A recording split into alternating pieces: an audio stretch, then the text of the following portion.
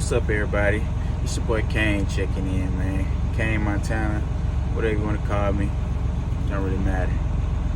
But today I'm coming to you. This is my first video coming to you guys, bringing the trucking video. I want to do trucking videos, but I also want to discuss movies, like teach people how to get their CDLs, a lot of different things, you know, because that's how I really got my CDLs, by just going on YouTube and typing in and just trying to figure out what I really, you know, if I really want to get my CDLs before, you know. That's what a lot of people do. They go to YouTube, check out YouTube videos and just see if they really want to do it. That's how I got my CDLs.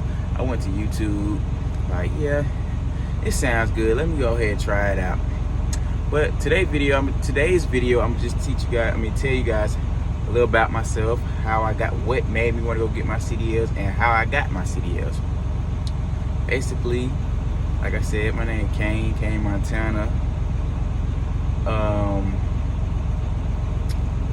What made me want to get my CDLs was I was working 2 jobs, and I was tired of working 2 jobs, and it wasn't really getting me any real money. So I went ahead and was like, you know, I was talking to my girl one day. I was like, I wouldn't mind driving trucks. So, you know, it took me a little minute though, because at first I was procrastinating, which I shouldn't have been doing. I should have went ahead, because I had so many different friends who already was driving trucks, and they kept on telling me, dude, you need to go, you know, go get your CDLs, man. You know, you're wasting time, man. It's good money. You can take care of your family. Go buy your own truck. Whatever route you want to take, you can take it. It's a lot of opportunities in trucking, you know. So basically, how I got my CDL, how to get your CDLs, it's 3 different tests you have to take. Well, before you do all that, me personally, I suggest you go get your learner's permit before you go to school. But you do have to go to trucking school. And when you go to trucking school, I went to Roadmasters. I'm gonna come back with another video later on and tell y'all and give y'all a rundown on how Roadmasters trucking school was. They did pretty good, you know. It was real fast paced though. We was in and out. Like we was in and out. They weren't playing with us. Like, it's either you gonna learn it or you not. And that's pretty much how it was when I went to Roadmasters. But yeah, so you gotta take, they got 3 different tests. They got a general knowledge, air brakes, and the combination test. I think the general knowledge had like 50 questions. The air brake test had, I think, like 25 or 20. I think it was 25. And the combination had 25 as well. So basically, you know, like I said, I went and got my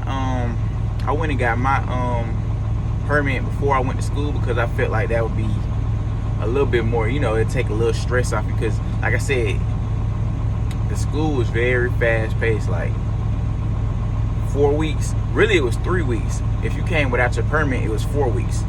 So that's why I said you don't want to waste any time playing around with the permit test when you already have enough going on.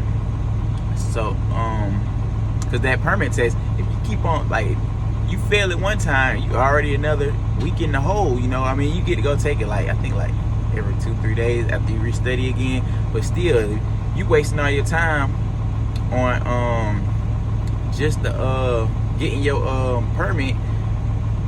You wasted too much time, I feel like. So yeah, I would go get my permit before I even come to school. Yeah, and then after you come to school, first thing they taught us was, like I said, half of our class was getting a permit, and then like me and a couple of my other classmates, we already had our permits. So we went ahead and we started on pre-trip. But see, I had studied my pre-trip before I had studied a lot of stuff about, you know, trucking before I had even came, because I just felt like I didn't have no time to waste. Once I got here, I knew what I wanted, and I had to go ahead and, you know, get straight to it. So I had already studied the pre-trip before I even got there. You know, pre-trip, that that was a lot. That took a lot of people out, because you have to learn the whole truck and remember all the parts and pieces and recite it. And see, a lot of people aren't good at, just, remembering like that kind of stuff, because you gotta literally go around the whole truck and tell the instructor every piece and what should not, like, it shouldn't be cracked, bent, broken, or damaged. Wires shouldn't be cut, torn, or frayed. It's a lot of stuff, but it's not impossible. You just got to take your time. What I did was I took my time. I sat down. I got a group of people who I was in school with, people who I noticed was really trying to get their CDLs, and we locked in and we did what it did. We did what it do. And we went ahead and took care of business, and that's basically the best thing to do, because you don't want to go in there playing around, wasting your money, because you go in there and you spend a good amount of money to get your CDLs. So you don't want to go in there and just waste your money playing around, because basically, that's your hard-earned money going down the drain if you don't get your CDLs. So you want to make sure you get your CDLs, because if you don't, you're gonna be very upset. But yeah, we learned pre-trip. And after we learned pre-trip, I'll run down a pre-trip video on here one day. That pre-trip, you gotta be on point about that. Like, you gotta be very precise with what you say, because one false word, like if you pronounce something wrong, they might not take it off, but it depends on who your instructor is. If they're a pretty strict instructor, they'll take it off. Anyway, yeah, then we went to the backing maneuvers. We went to straight back. First, we had to take a evaluation to even get out of pre-trip.